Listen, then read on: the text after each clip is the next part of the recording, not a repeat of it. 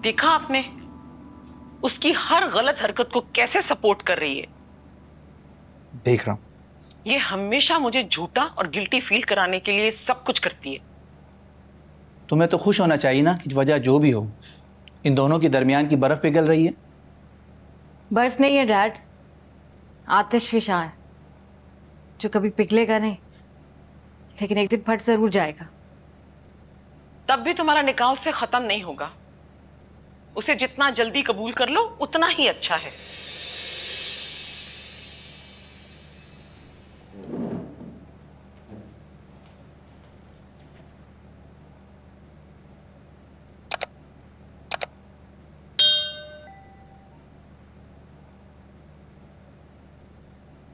बेटा, तुम्हारी मॉम बिल्कुल ठीक कह रही है।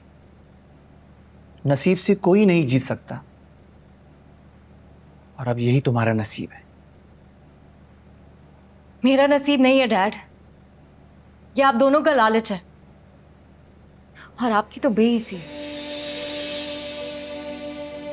आपने अपने भाई के मरते ही उनकी जायदाद को हड़प करके उसके बेटे को अपना गुलाम बना दिया। तुम मुझे लालची कह रही हो? मुझे? मैंने हमेशा बिलाल को आहत की तरह समझा। अब उसका पढ़ने लिखने में दिमाग नहीं लगता था तो उसमें मेरा क्या कसूर? मैंने तो उसको अपनी हीरे जैसी बेटी दे दी।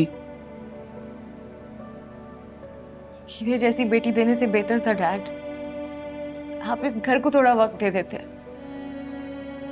इस घर की आशाइशों के लिए मैं हमेशा घर के आराम से दूर रहा, लेकिन इसका मतलब यह नहीं है कि मैं बिलाल के बारे में फिक्रमंद नहीं होता था। मैं हमेशा उसके बारे में पूछता रहता था। पूछते थे ना आप? किससे? मॉम से? यहां होते तो देखते कैसे वो उसकी किताबें छुपाकर सारा दिन उसे किचन में लगाए रखती थी, और वो बेचारा अगर हमारा होमवर्क करके कुछ सीखता था तो भी मॉम उसे माली के साथ लगा देती थी। नहीं बेटा, वो नौकरों के साथ ज्यादा एंजॉय करता था। उसको पढ़ने लिखने में ध्यान कहां था?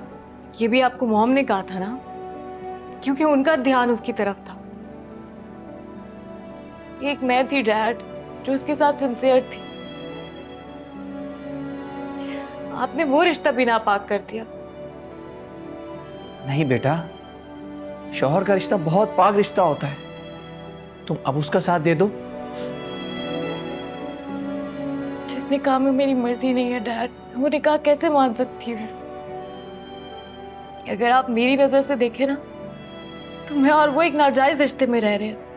लैला, और आप पूछ रहे थे ना ताया से कि वो आलिम से क्या पूछने का कहकर गया था? वो यतीमों का माल हड़प करने वालों का कह रहा था।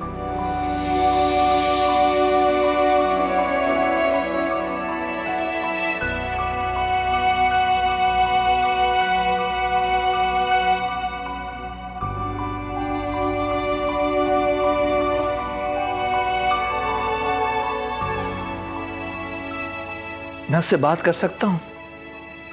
हम मामले को अभी भी संभाल लेंगे। कैसे संभालेंगे डैड? उसके पैसे वापस करके? लेकिन पर्सनैलिटी कहां से लाएंगे? वो खुद तरसी की जगह एतमाद कहां से लाएंगे? तुम कहां बैठो? यहां बैठो ऊपर। डैड, मैं उसे सारी जिंदगी भीख देती रही हूं, हम कोई हक नहीं दे सकती।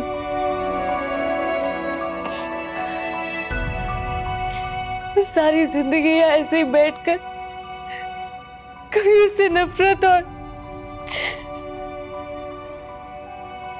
कभी कभी हमदर्दी कर सकती हूँ।